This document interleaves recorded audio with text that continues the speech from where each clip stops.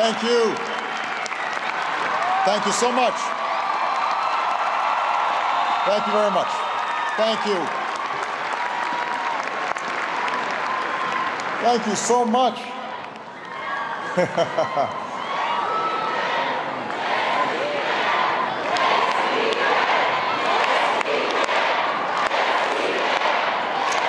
Thank you.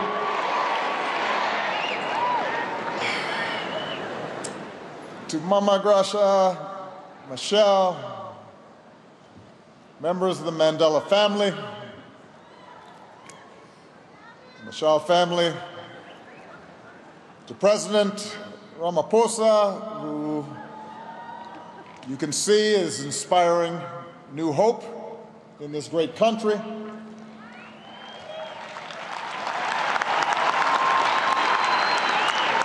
Professor, doctor,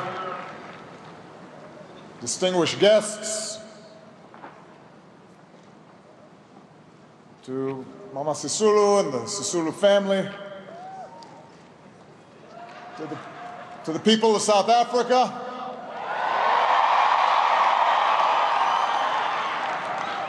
it is a singular honor for me to be here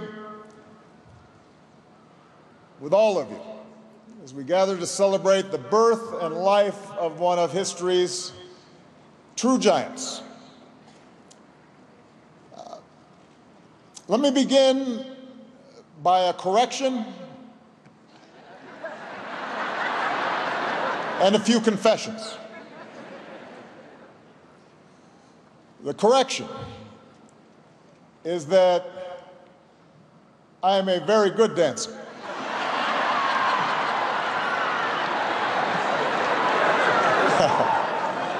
I just want to be clear about that.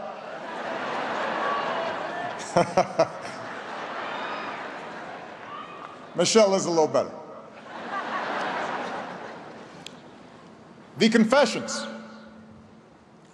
Number one, I was not exactly invited to be here. I was ordered in a very nice way to be here by Gracia Michelle.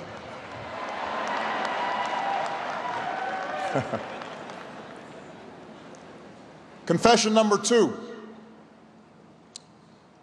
I forgot my geography and the fact that right now it's winter in South Africa. I didn't bring a coat, and this morning I had to send somebody out to the mall because I'm wearing long johns.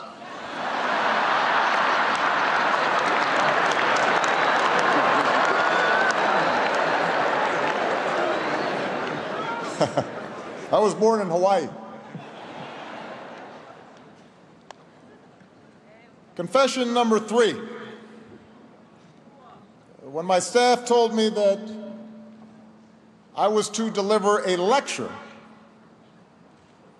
I thought back to the stuffy old professors in bow ties and tweed, and I wondered if this was one more sign of the stage of life that I'm entering, along with gray hair and slightly failing eyesight. I thought about the fact that my daughters think anything I tell them is a lecture.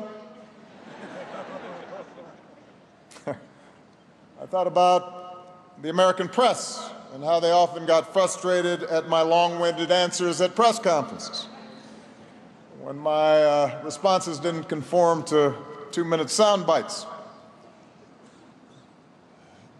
But given the strange and uncertain times that we are in, and they are strange, and they are uncertain,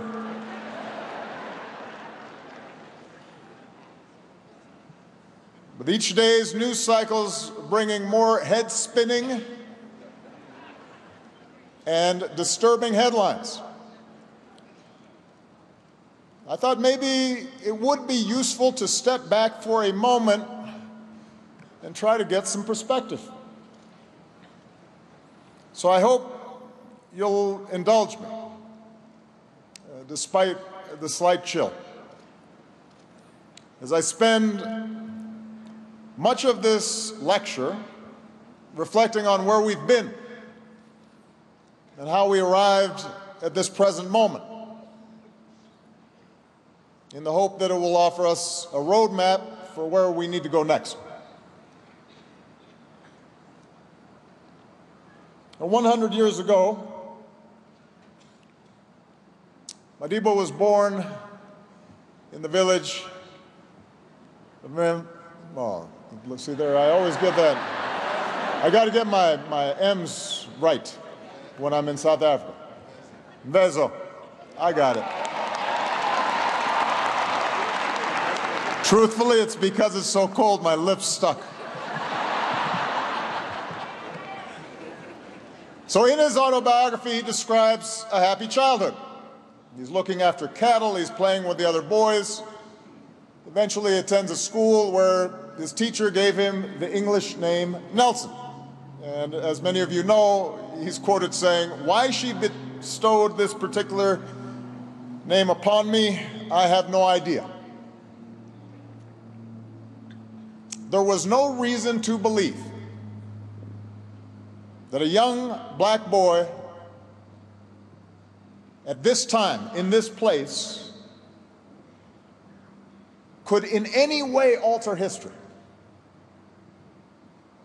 After all, South Africa was then less than a decade removed from full British control. Already laws were being codified to implement racial segregation and subjugation, the network of laws that would be known as apartheid. Most of Africa, including my father's homeland, was under colonial rule. The dominant European powers, having ended a horrific world war just a few months after Madiba's birth, viewed this continent and its people primarily as spoils in a contest for territory and abundant natural resources and cheap labor, and the inferiority of the black race, an indifference towards black culture and interests and aspirations was a given. And such a view of the world, that certain races, certain nations, certain groups were inherently superior, and that violence and coercion is the primary basis for governance, that the strong necessarily exploit the weak, that wealth is determined primarily by conquest. That view of the world was hardly confined to relations between Europe and Africa, or relations between whites and blacks.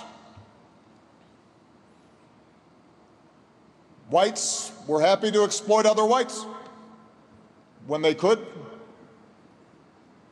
And by the way, blacks were often willing to exploit other blacks.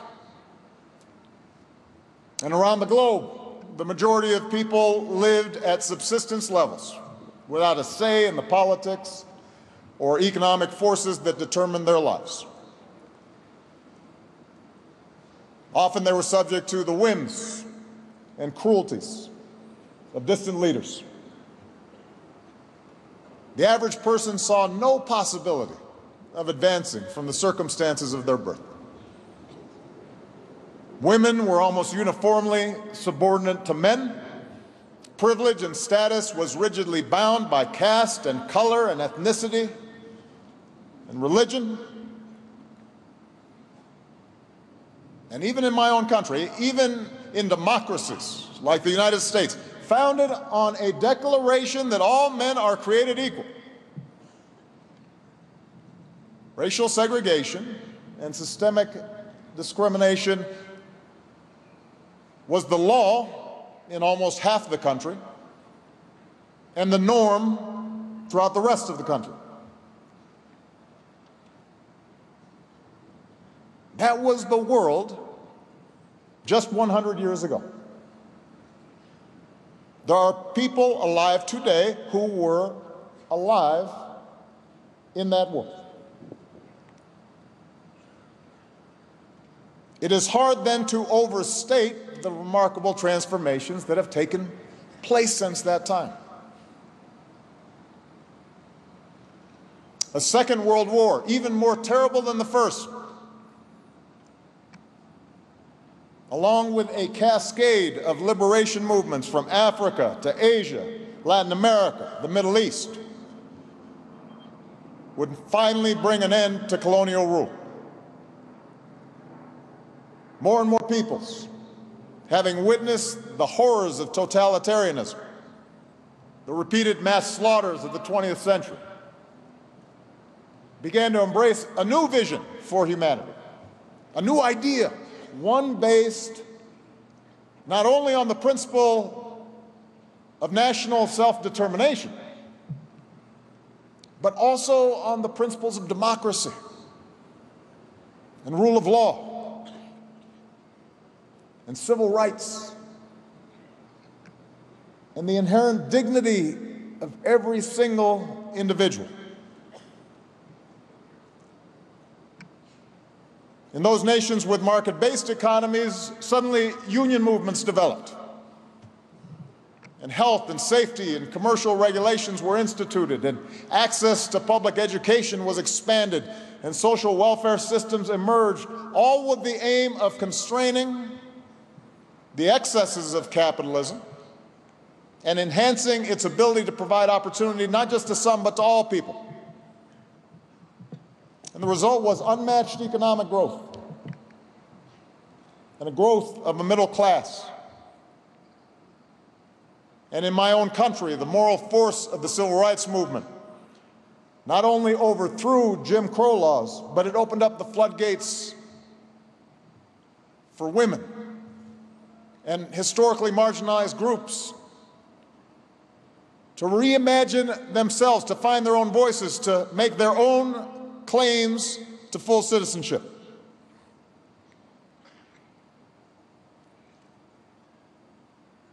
It was in service of this long walk towards freedom and justice and equal opportunity that Nelson Mandela devoted his life. At the outset, his struggle was particular to this place, to his homeland. A fight to end apartheid, a fight to ensure lasting political and social and economic equality for its disenfranchised non-white citizens. But through his sacrifice and unwavering leadership, and perhaps most of all through his moral example, Mandela and the movement he led would come to signify something larger. He came to embody the universal aspirations of dispossessed people all around the world, their hopes for a better life, the possibility of a moral transformation in the conduct of human affairs.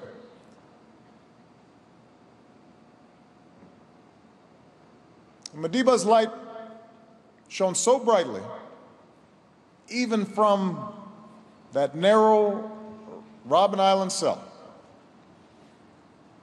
that in the late 70s, he could inspire a young college student on the other side of the world to re-examine his own priorities, could make me consider the small role I might play in bending the arc of the world towards justice. And when later, as a law student, I witnessed Madiba emerge from prison just a few months, you'll recall, after the fall of the Berlin Wall, I felt the same wave of hope that washed through hearts all around the world. You remember that feeling?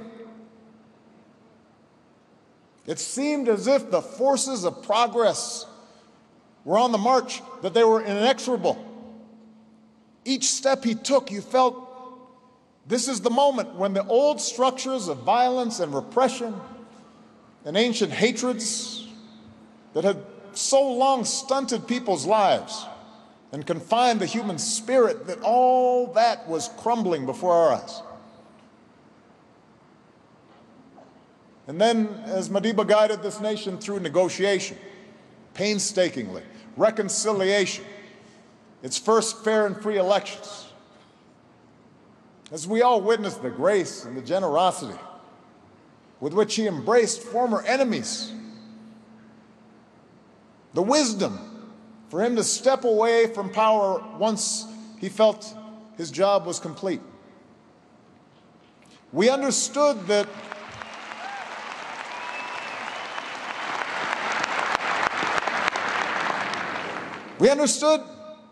it was not just the subjugated, the oppressed who were being freed from the shackles of the past. The subjugator was being offered a gift, being given a chance to see in a new way, being given a chance to participate in the work of building a better world.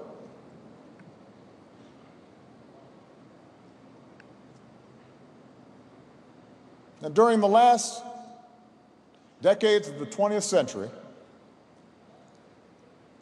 the progressive democratic vision that Nelson Mandela represented in many ways set the terms of the international political debate. It doesn't mean that vision was always victorious, but it set the terms, the parameters. It guided how we thought about the meaning of progress. And it continued to propel the world forward. Yes, there were still tragedies, bloody civil wars, from the Balkans to the Congo. Despite the fact that ethnic and sectarian strife still flared up with heartbreaking regularity.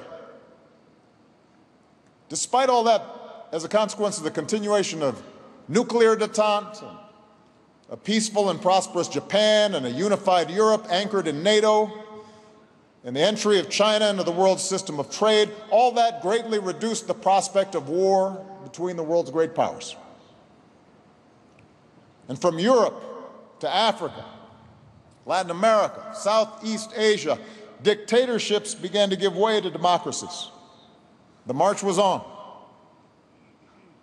A respect for human rights and the rule of law, enumerated in a declaration by the United Nations, became the guiding norm for the majority of nations, even in places where the reality fell far short of the ideal.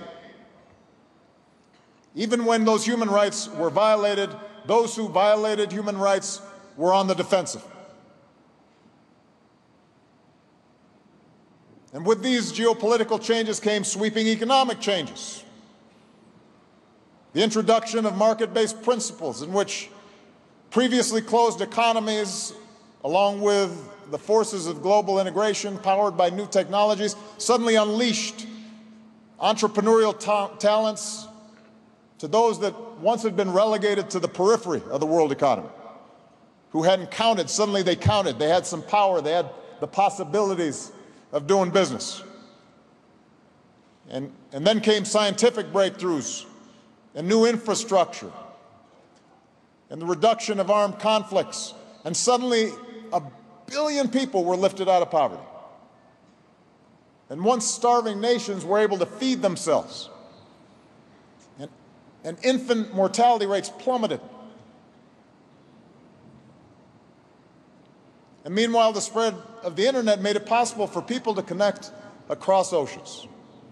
And cultures and continents instantly were brought together. And potentially, all the world's knowledge could be in the hands of a small child in even the most remote village. That's what happened just over the course of a few decades. And all that progress is real. It has been broad, and it has been deep. And it all happened in what, by the standards of human history, was nothing more than a blink of an eye. And now an entire generation has grown up in a world that, by most measures, has gotten steadily freer and healthier and wealthier and less violent and more tolerant during the course of their lifetimes.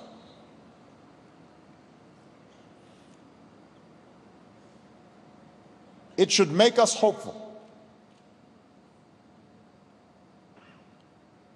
But if we cannot deny the very real strides that our world has made since that moment when Madiba took those steps out of confinement, we also have to recognize all the ways that the international order has fallen short of its promise.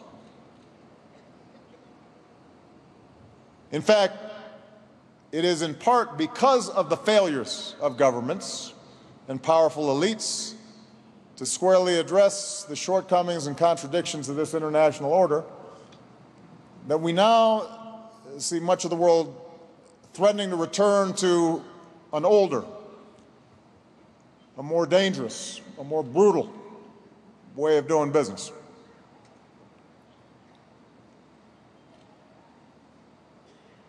So we have to start by admitting that whatever laws may have existed on the books, whatever wonderful pronouncements existed in constitutions, whatever nice words were spoken during these last several decades at international conferences or in the halls of the United Nations, the previous structures of privilege and power and injustice and exploitation never completely went away. They were never fully dislodged.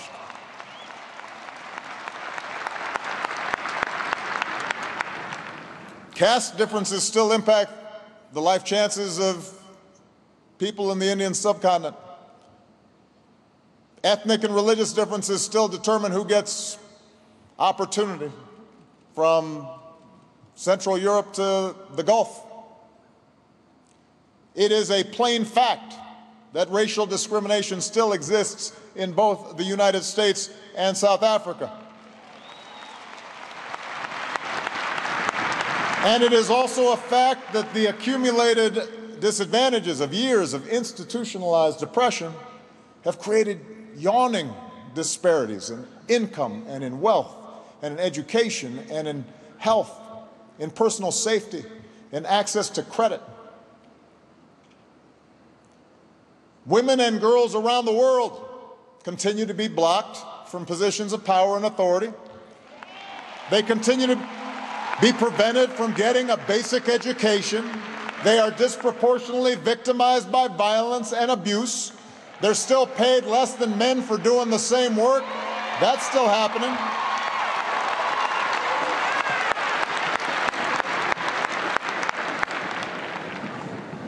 Economic opportunity, for all the magnificence of the global economy, all the shining skyscrapers that have transformed the landscape around the world, entire neighborhoods, entire cities, entire regions, entire nations have been bypassed.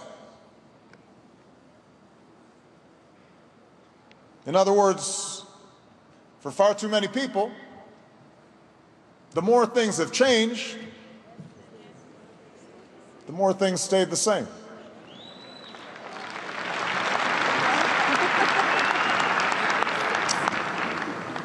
And while globalization and technology have opened up new opportunities, have driven remarkable economic growth in previously struggling parts of the world, globalization has also upended the agricultural and manufacturing sectors in many countries, has also greatly reduced the demand for certain workers, has helped weaken unions and laborers' bargaining power. It's made it easier for capital to avoid tax laws and the regulations of nation states. can just move billions, trillions of dollars with a tap of a computer key.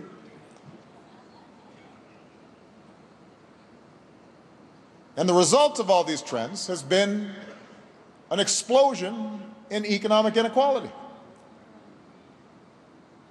It's meant that a few dozen individuals control the same amount of wealth as the poorest half of humanity. That's not an exaggeration, that's a statistic. Think about that. In many middle-income and developing countries, new wealth has just tracked the old bad deal that people got because it reinforced or even compounded existing patterns of inequality. The only difference is it created even greater opportunities for corruption on an epic scale.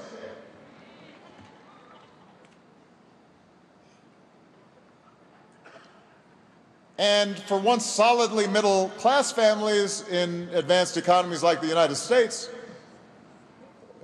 these trends have meant greater economic insecurity, especially for those who don't have specialized skills, people who were in manufacturing, people working in factories, people working on farms. In every country, just about, the disproportionate economic clout of those at the top has provided these individuals with wildly disproportionate influence on their country's political life and on its media, on what policies are pursued and whose interests end up being ignored.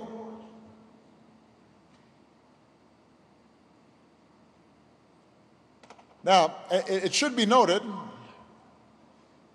that this new international elite, the professional class that supports them, differs in important respects from the ruling aristocracies of old. It includes many who are self-made. It includes champions of meritocracy. And although still mostly white and male, as a group, they reflect a diversity of nationalities and ethnicities that would have not existed 100 years ago. A decent percentage consider themselves liberal in their politics, modern and cosmopolitan in their outlook, unburdened by parochialism or nationalism or overt racial prejudice or strong religious sentiment. They are equally comfortable in New York or London or Shanghai or Nairobi or Buenos Aires or Johannesburg. Many are sincere and effective in their philanthropy. Some of them count Nelson Mandela among their heroes. Some even supported Barack Obama for the presidency of the United States. And by virtue of my status as a former head of state, some of them consider me as an honorary member of the club.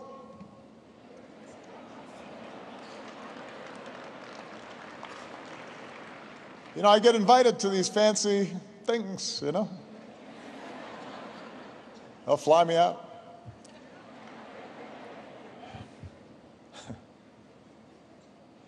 But what's nevertheless true is that in their business dealings, many titans of industry and finance are increasingly detached from any single locale or nation state.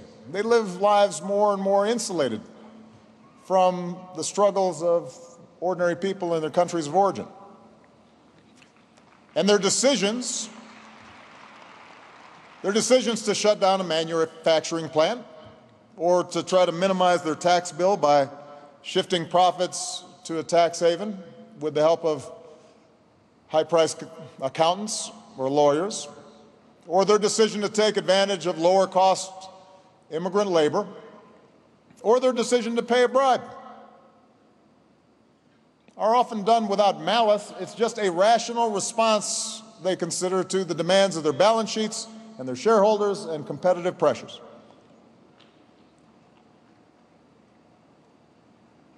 But too often these decisions are also made without reference to notions of human solidarity or a ground-level understanding of the consequences that will be felt by particular people in particular communities by the decisions that they're made.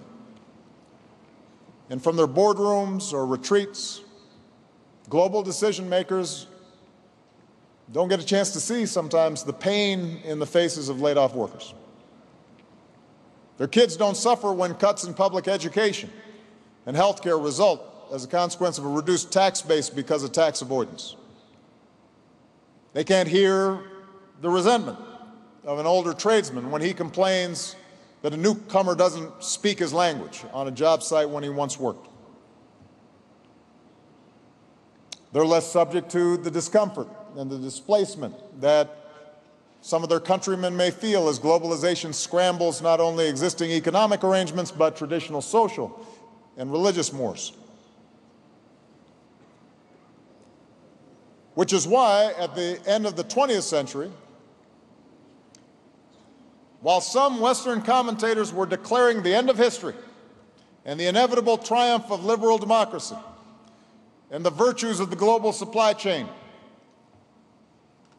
so many missed signs of a brewing backlash. A backlash that arrived in so many forms. It announced itself most violently with 9/11 and the emergence of transnational terrorist networks, fueled by an ideology that perverted one of the world's great religions and asserted a struggle not just between Islam and the West, but between Islam and modernity. And an ill-advised U.S. invasion of Iraq didn't help, accelerating a sectarian conflict. Russia, already humiliated by its reduced influence since the collapse of the Soviet Union, feeling threatened by democratic movements along its borders, suddenly started reasserting authoritarian control, and in some cases meddling with its neighbors. China, emboldened by its economic success, started bristling against criticism of its human rights record. It framed the promotion of universal values as nothing more than foreign meddling, imperialism under a new name. Within the United States, within the European Union, challenges to globalization first came from the left, but then came more forcefully from the right. As you started seeing populist movements, which, by the way, are often cynically funded by right-wing billionaires intent on reducing government constraints on their business interests. These movements tapped the unease that was felt by many people who lived outside of the urban cores, fears that economic security was slipping away, that their social status and privileges were eroding, that their cultural identities were being threatened by outsiders, somebody that didn't look like them or sound like them or pray as they did. And perhaps more than anything else, the devastating impact of the 2008 financial crisis, in which the reckless behavior of financial elites resulted in years of hardship for ordinary people all around the world, made all the previous assurances of experts ring hollow. All those assurances that somehow financial regulators knew what they were doing, that somebody was minding the store, that global economic integration was an unadulterated good. Because of the actions taken by governments during and after that crisis, including, I should add, by aggressive steps by my administration, the global economy has now returned to healthy growth. But the credibility of the international system, the faith in experts in places like Washington or Brussels, all that had taken a blow.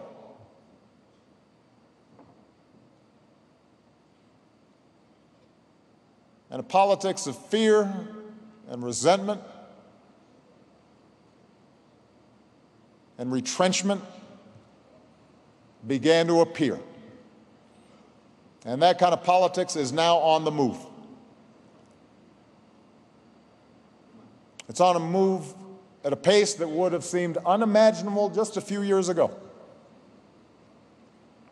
I am not being alarmist, I am simply stating the facts. Look around. Strongman politics are ascendant suddenly, whereby elections and some pretense of democracy are maintained, the form of it, but those in power seek to undermine every institution or norm that gives democracy meaning.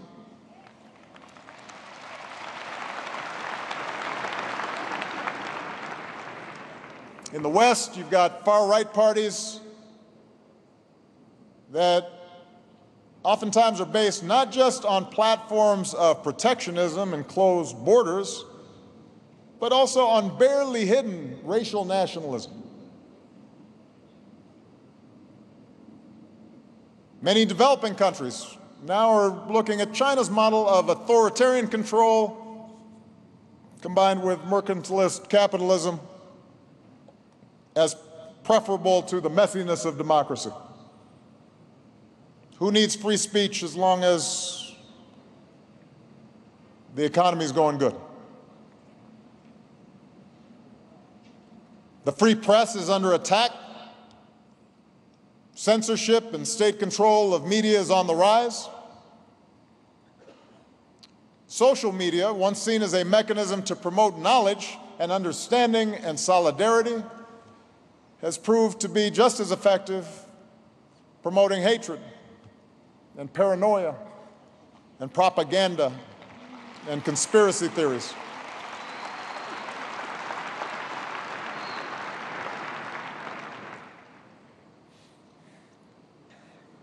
So, on Madiba's 100th birthday, we now stand at a crossroads. A moment in time at which two very different visions of humanity's future compete for the hearts and the minds of citizens around the world. Two different stories, two different narratives about who we are and who we should be.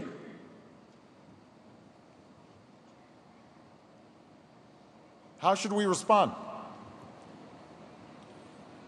Should we see that wave of hope that we felt with Madiba's release from prison, from the Berlin Wall coming down? Should we see that hope that we had as naive and misguided? Should we understand the last 25 years of global integration as nothing more than a detour from the previous inevitable cycle of history where might makes right and politics is a hostile competition between tribes and races and religions, and nations compete in a zero-sum game, constantly teetering on the edge of conflict until full-blown war breaks out? Is that what we think?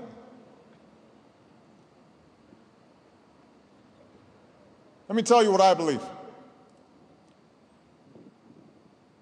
I believe in Nelson Mandela's vision. I believe in a vision shared by Gandhi and King and Abraham Lincoln.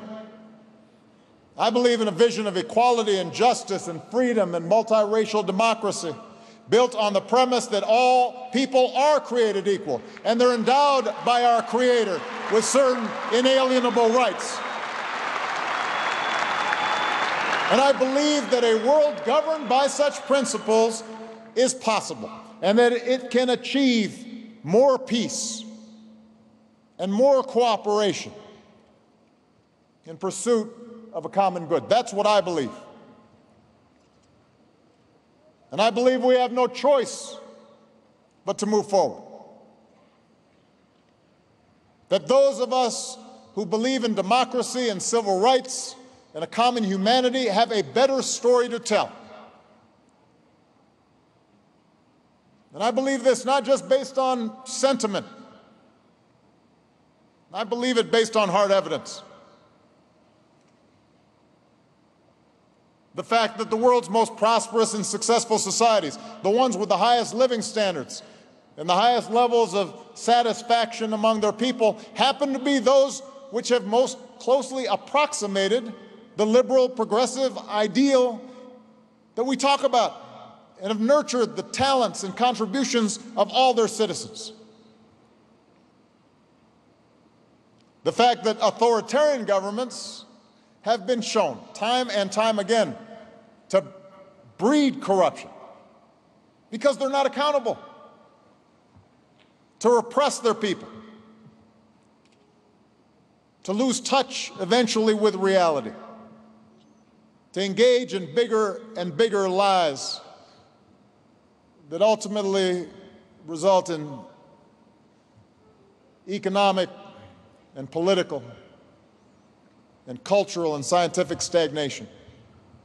Look at history. Look at the facts.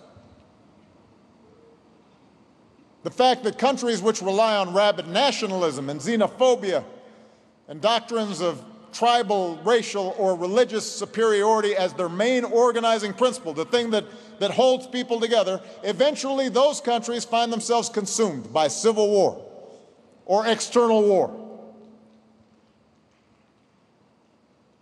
Check the history books. The fact that technology cannot be put back in a bottle. So we're stuck with the fact that we now live close together, and populations are going to be moving. And environmental challenges are not going to go away on their own. So that the only way to effectively address problems like climate change or mass migration or pandemic disease will be to develop systems for more international cooperation, not less.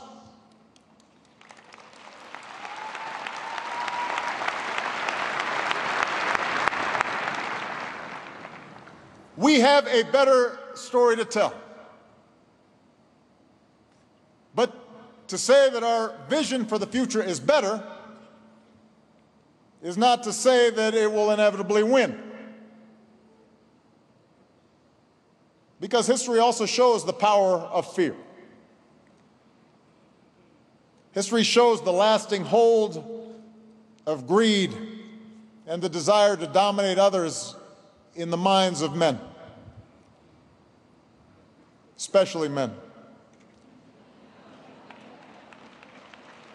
History shows how easily people can be convinced to turn on those who look different or worship God in a different way.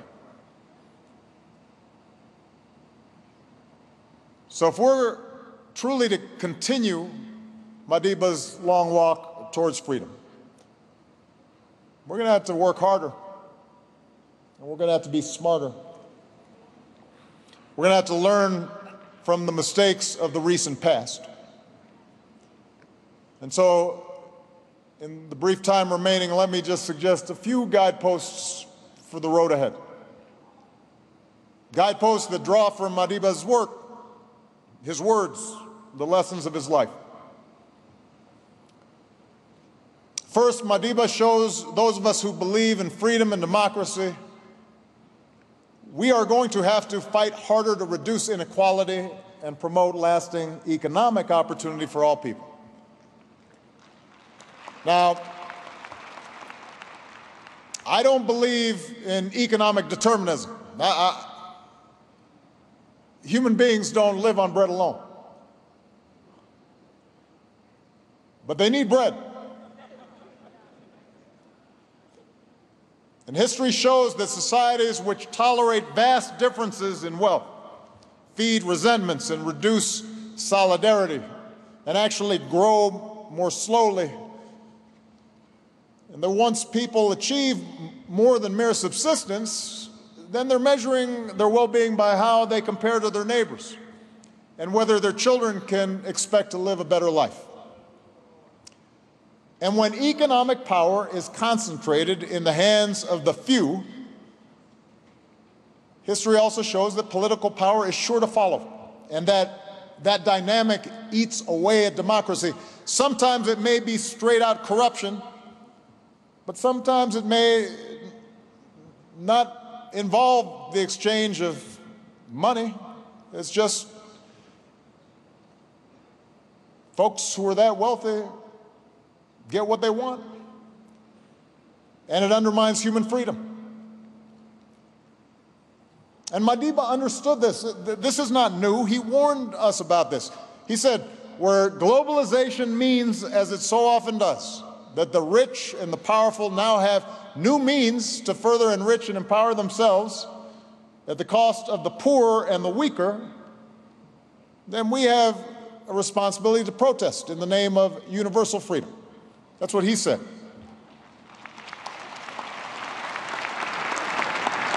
So if we are serious about universal freedom today, if we care about social justice today, then we have a responsibility to do something about it. And I would respectfully amend what Madiba said. I don't do it often, but I'd say it's not enough for us to protest. We're going to have to build.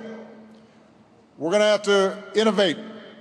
We're going to have to figure out how do we close this widening chasm of wealth and opportunity, both within countries and between them. And how we achieve this is going to vary country to country. And I know your new president is committed to rolling up his sleeves and trying to do so. But we can learn from the last 70 years that it will not involve unregulated, unbridled, unethical capitalism. It also won't involve old-style command and control socialism from the top. That was tried. It didn't work very well. For almost all countries, progress is going to depend on an inclusive market-based system, one that offers education for every child, that protects collective bargaining and secures the rights of every worker, that breaks up monopolies to encourage competition in small and medium-sized businesses, and has laws that root out corruption and ensures fair dealing in business, that maintains some form of progressive taxation so that rich people are still rich, but they're given a little bit back to make sure that everybody else has something to pay for universal health care and retirement security, and invests in infrastructure and scientific research that builds platforms for innovation. I should add, by the way, right now I'm actually surprised by how much money I got. And let me tell you something. I don't have half as much as most of these folks, or a tenth or 100th. There's only so much you can eat. There's only so big a house you can have. There's only so many nice trips you can take.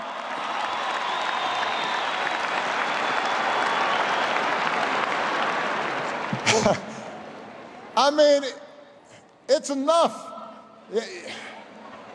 You don't have to take a vow of poverty just to say, well, let me help out a few of the other folks.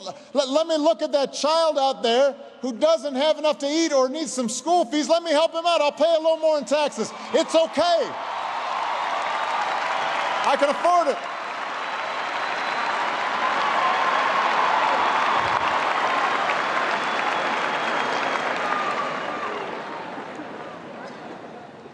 I mean, it shows a poverty of ambition to just want to take more and more and more. Instead of saying, wow, I've got so much, who can I help? How can I give more and more and more? That's ambition. That's impact. That's influence. What an amazing gift to be able to help people, not just yourself. Where was I? I ad-libbed.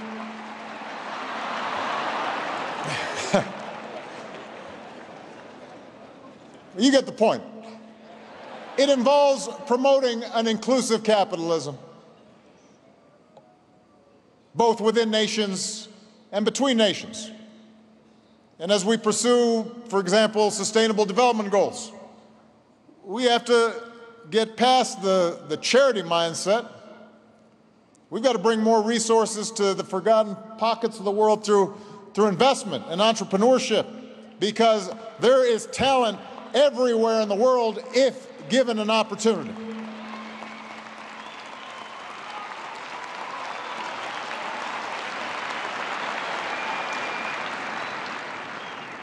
When it comes to the international system of commerce and trade, it's legitimate for poorer countries to continue to seek access to wealthier markets. And by the way, wealthier markets, that's not the big problem that you're having. A small African country is sending you tea and flowers. That's not your biggest economic challenge. It's also proper for advanced economies like the United States to insist on reciprocity from nations like China that are no longer solely poor countries, to make sure that they're providing access to their markets and that they stop taking intellectual property and hacking our servers. But even as there are discussions to be had around trade and commerce, it's important to recognize this reality.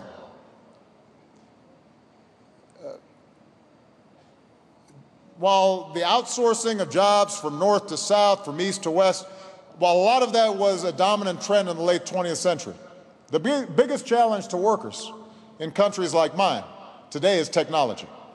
And the biggest challenge for your new president, when we think about how we're going to employ more people here, is going to be also technology, because artificial intelligence is here and it is accelerating. And you're going to have driverless cars, and you're going to have more and more automated services. And that's going to make the job of giving everybody work that is meaningful tougher. And we're going to have to be more imaginative. And the pace of change is going to require us to do more fundamental reimagining of our social and political arrangements to protect the economic security and the dignity that comes with a job. It's not just money that a job provides. It provides dignity and structure and a sense of place and a sense of purpose. And so we're going to have to consider new ways of thinking about these problems, like a universal income, review of our work week, how we retrain our young people, how we make everybody an entrepreneur at some level. But we're going to have to worry about economics if we want to get democracy back on track. Second, Madiba teaches us that some principles really are universal. And the most important one is the principle that we are bound together by a common humanity and that each individual has inherent dignity and worth. Now, it's surprising that we have to affirm this truth today. More than a quarter century after Madiba walked out of prison, I still have to stand here at a lecture and devote some time to saying that black people and white people and Asian people and Latin American people and women and men and gays and straights, that we are all human, that our differences are superficial, and that we should treat each other with care and respect. I would have thought we would have figured that out by now. I thought that basic notion was well established.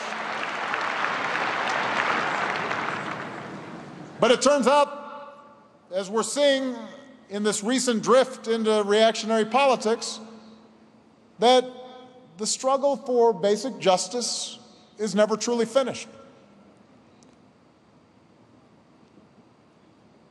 So we've got to constantly be on the lookout and fight for people who seek to elevate themselves by putting somebody else down. And by the way, we also have to actively resist. This is important, particularly in some countries in Africa, like my own father's homeland. I've made this point before.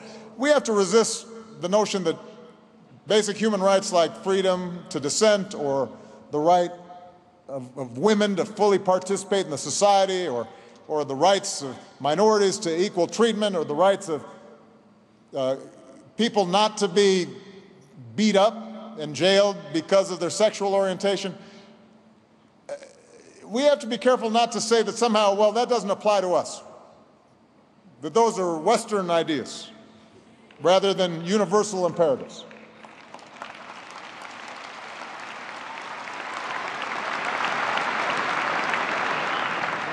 Again, Madiba, he anticipated things. He knew what he was talking about. In 1964, before he received the sentence that condemned him to die in prison, he explained from the dock that the Magna Carta, the Petition of Rights, the Bill of Rights are documents which are held in veneration by Democrats throughout the world. In other words, he didn't say, well, those folks weren't written by South Africans, so I guess I can't claim them. No, he said that's part of my inheritance. That's part of the human inheritance. That applies here in this country, to me and to you. And that's part of what gave him the moral authority that the apartheid regime could never claim, because he was more familiar with their best values than they were. He had read their documents more carefully than they had. And he went on to say political division based on color is entirely artificial. And when it disappears, so will the domination of one color group by another. That's Nelson Mandela speaking in 1964 when I was 3 years old.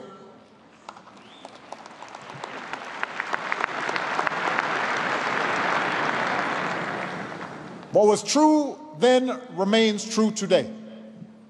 Basic truths do not change.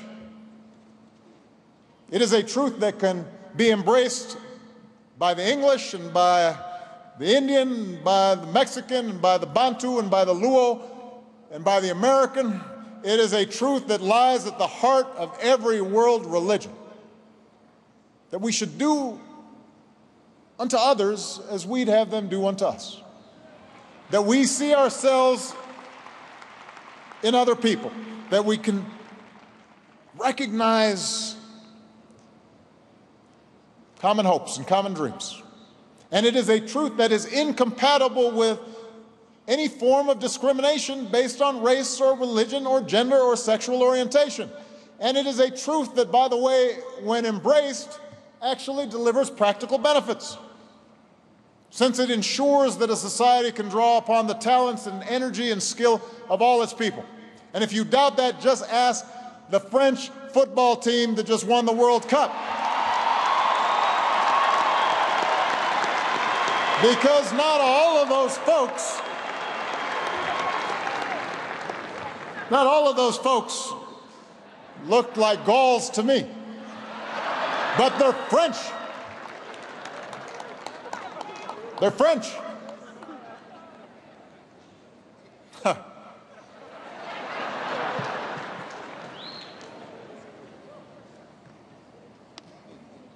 Now, embracing our common humanity does not mean that we have to abandon our unique ethnic and national and religious identities. Madiba never stopped being proud of his tribal heritage. He didn't stop being proud of being a black man and being a South African. But he believed, as I believe, that you can be proud of your heritage without denigrating those of a different heritage. In fact, you dishonor your heritage.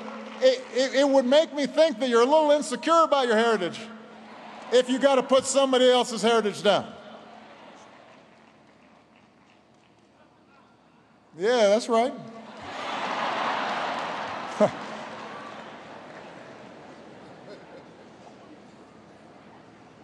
you get a sense sometimes, again, I'm ad-libbing here, that these people who are so intent on putting people down and puffing themselves up that they're small-hearted, that there's something they're just afraid of. Madiba knew that we cannot claim justice for ourselves when it's only reserved for some. Madiba understood that we can't say we've got a just society simply because we replaced the color of the person on top of an unjust system. So the person looks like us, even though they're doing the same stuff, and somehow now we've got justice. That doesn't work. It's not justice if now you're on top, so I'm going to do the same thing that those folks were doing to me, now I'm going to do it to you. That's not justice. I detest racialism, he said, whether it comes from a black man or a white man.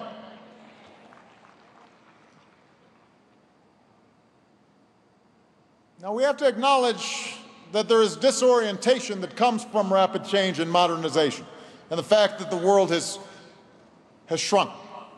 And we're going to have to find ways to lessen the fears of those who feel threatened. In the West's current debate around immigration, for example, it's not wrong to insist that national borders matter. That's, whether you're a citizen or not, is going to matter to a government, that laws need to be followed, that in the public realm, newcomers should make an effort to adapt to the language and customs of their new home. Those are legitimate things, and we have to be able to engage people who do feel as if things are not orderly.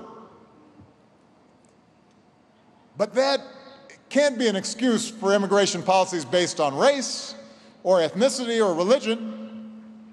There's got to be some consistency.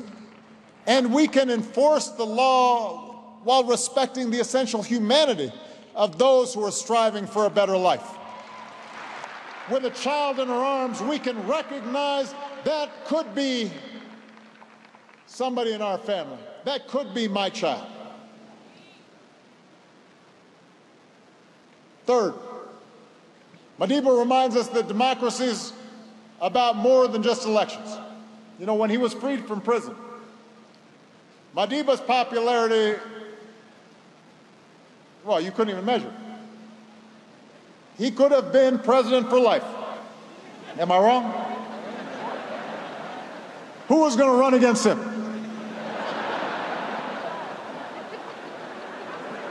I mean, Ramaphosa was popular, but come on. Plus, he was too young. Had he chose, Madiba could have governed by executive fiat, unconstrained by checks and balances. But instead, he helped guide South Africa through the drafting of a new constitution, drawing from all the institutional practices and democratic ideals that had proven to be most sturdy, mindful of the fact that no single individual possesses a monopoly on wisdom. No individual, not Mandela, not Obama, are entirely immune to the corrupting influences of absolute power if you can do whatever you want. And everyone's too afraid to tell you when you're making a mistake. No one's immune from the dangers of that. Mandela understood this. He said, democracy is based on the majority principle. This is especially true in a country such as ours, where the vast majority have been systematically denied their rights. At the same time, democracy also requires the rights of political and other minorities be safeguarded. He understood it's not just about who has the most votes, it's also about the civic culture that we build that makes democracy work. So we have to stop pretending that countries that just hold an election where sometimes the the winner somehow magically gets 90% of the vote because all the opposition is locked up or can't get on TV is a democracy. Democracy depends on strong institutions, and it's about minority rights and checks and balances and freedom of speech and freedom of expression and a free press and the right to protest and petition the government and an independent judiciary and everybody having to follow the law. And yes, democracy can be messy, and it can be slow, and it can be frustrating. I know, I promise.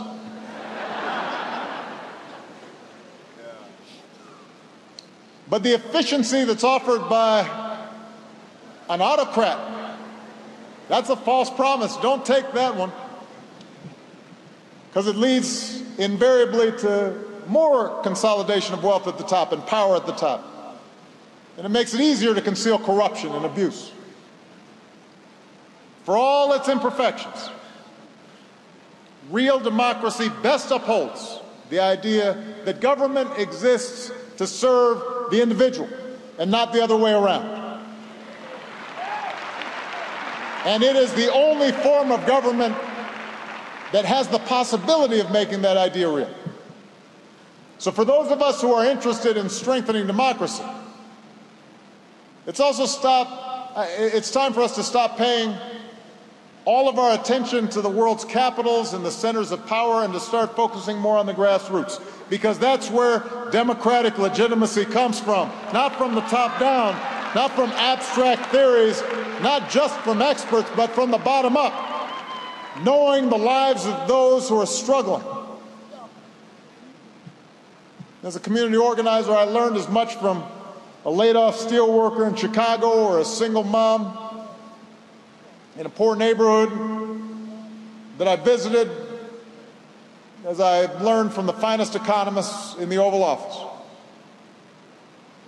Democracy means being in touch and in tune with life as it's lived in our communities. And that's what we should expect from our leaders. And it depends upon cultivating leaders at the grassroots who can help bring about change and implement it on the ground, and can tell leaders in fancy buildings, this isn't working down here.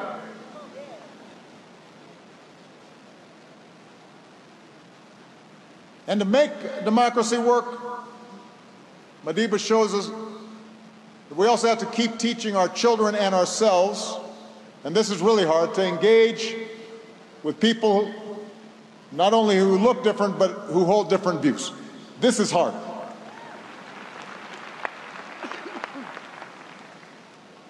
Most of us prefer to surround ourselves with opinions that validate what we already believe.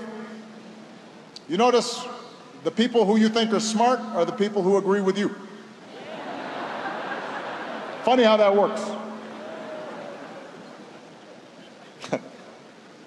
But democracy demands that we're able also to get inside the reality of people who are different than us, so we can understand their point of view.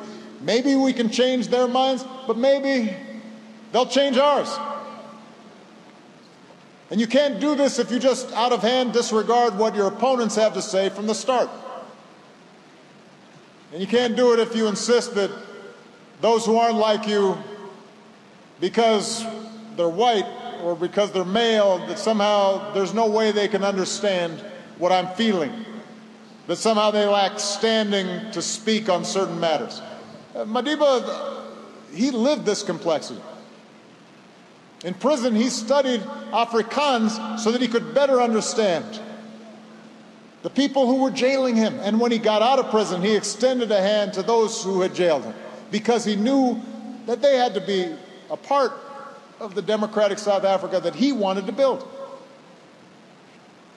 To make peace with an enemy, he wrote, one must work with that enemy, and that enemy becomes one's partner. So those who traffic in absolutes when it comes to policy, whether it's on the left or the right, they make democracy unworkable. You can't expect to get 100% of what you want all the time. Sometimes you have to compromise. That doesn't mean abandoning your principles, but instead it means holding on to those principles and then having the confidence that they're going to stand up to a serious democratic debate. That's how America's founders intended our system to work. That through the testing of ideas and the application of reason and proof, it would be possible to arrive at a basis for common ground. And I should add, for this to work, we have to actually believe in an objective reality. This is another one of these things that I didn't think I had to lecture about. You have to believe in facts. Without facts, there's no basis for cooperation. If I say this is a podium and you say this is an elephant, it's going to be hard for us to cooperate. I can find common ground for those who oppose the Paris Accords. Because, for example, they might say, well, it's not going to work. You can't get everybody to cooperate. Or they might say, it's more important for us to provide cheap energy for the poor, even if it means in the short term that there's more pollution. At least I can have a debate with them about that. And I can show them why I think clean energy is the better path, especially for poor countries, that you can leapfrog old technologies. I can't find common ground if somebody says climate change is just not happening, when almost all the world's scientists tell us it is. I don't know where to start talking to you about this. If you start saying it's an elaborate hoax, I don't know what to... Where do we start?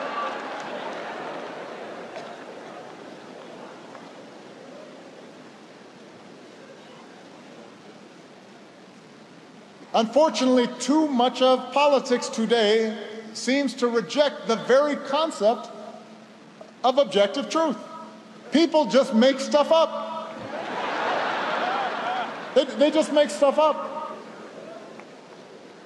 We see it in the growth of state-sponsored propaganda. We see it in internet-driven fabrications. We see it in the blurring of lines between news and entertainment. We see the utter loss of shame among political leaders where they're caught in a lie and they just double down and they lie some more.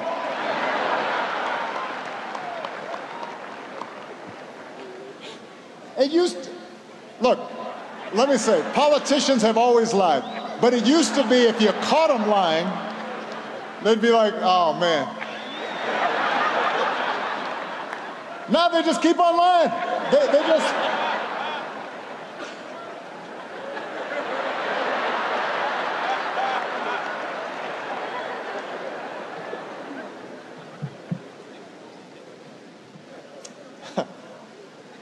I mean, this is, by the way, this is what I think Mama Gracia was talking about in terms of maybe some sense of humility that Madiba felt.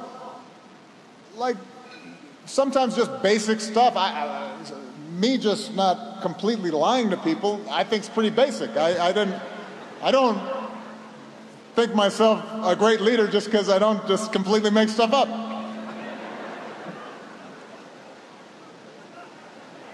I mean, you'd think that was kind of just a baseline. Anyway, we see it in the promotion of anti-intellectualism and the rejection of science from leaders who find critical thinking and analysis and data somehow politically inconvenient. And as with the denial of rights, the denial of facts runs counter to democracy. It could be its undoing, which is why we have to zealously protect independent media. And we have to guard against the tendency for social media to become purely a platform for spectacle and outrage and disinformation. And we have to insist that our schools teach critical thinking to our young people, not just blind obedience.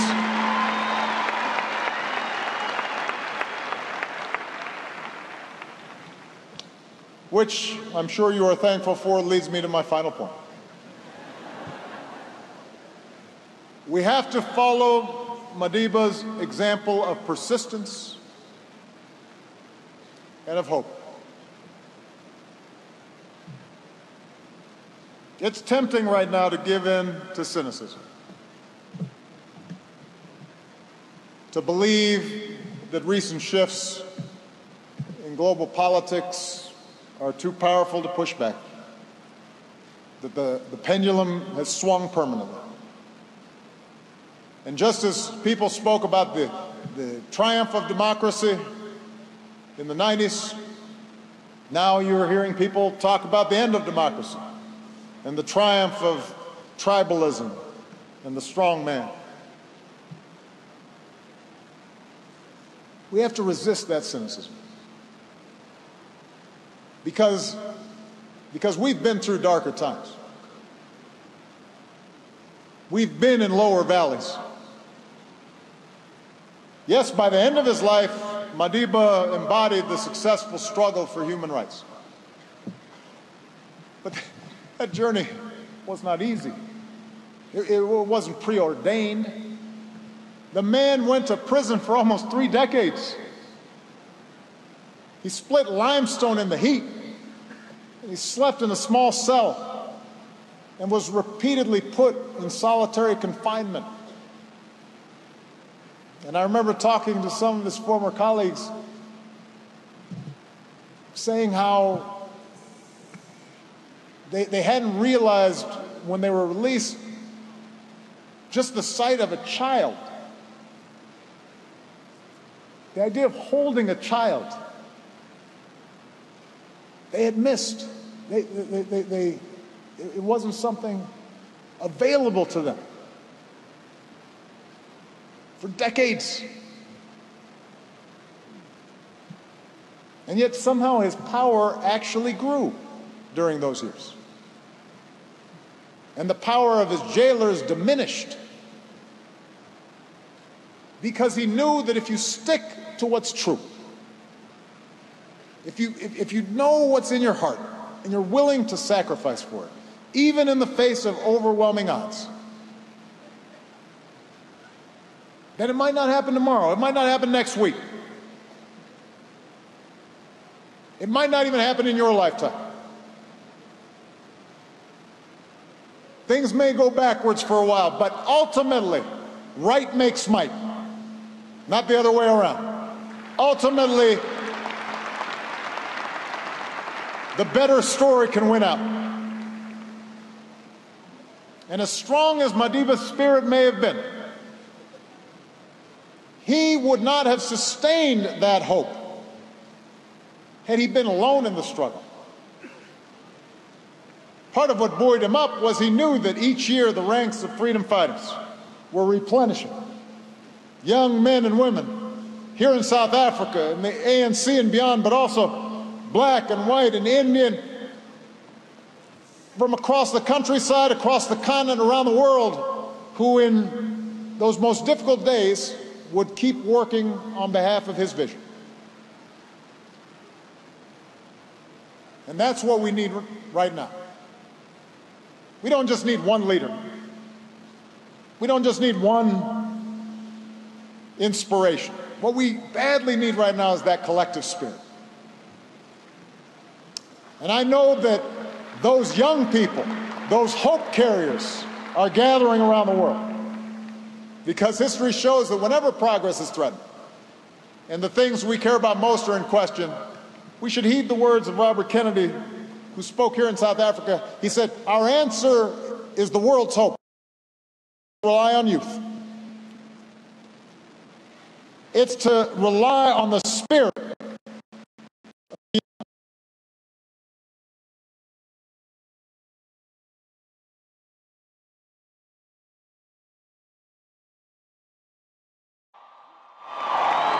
My message to you is simple. Keep believing. Keep marching. Keep building. Keep raising your voice.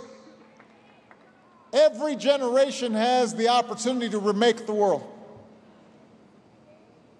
Mandela said, young people are capable, when aroused, of bringing down the towers of oppression and raising the banners of freedom.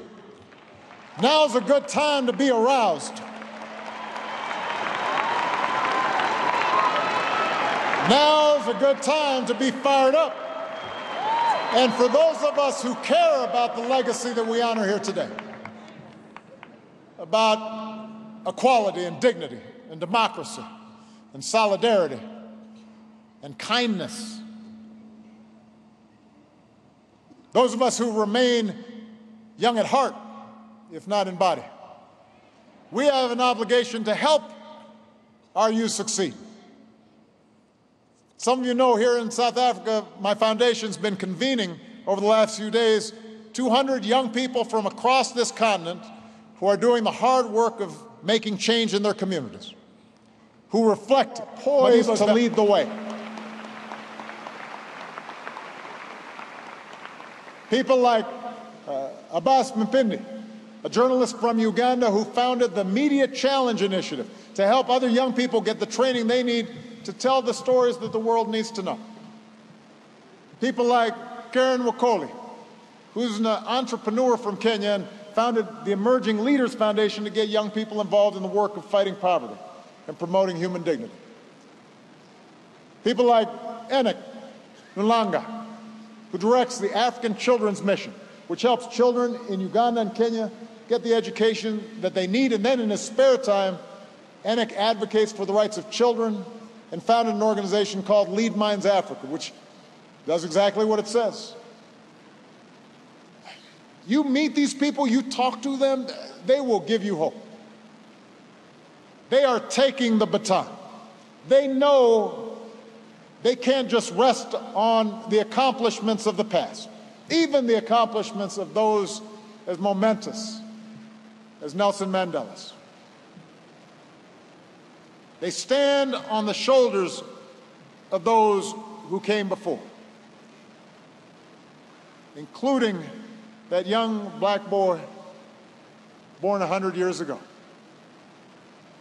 But they know that it is now their turn to do the work. Madiba reminds us that no one is born hating another person because of the color of his skin or his background or his religion. People must learn to hate. And if they can learn to hate, they can be taught to love. For love comes more naturally to the human heart. Love comes more naturally to the human heart. Let's remember that truth. Let's see it as our North Star. Let's be joyful in our struggle to make that truth manifest here on earth, so that 100 years from now, future generations will look back and say, they kept the march going. That's why we live under new banners of freedom. Thank you very much, South Africa. Thank you.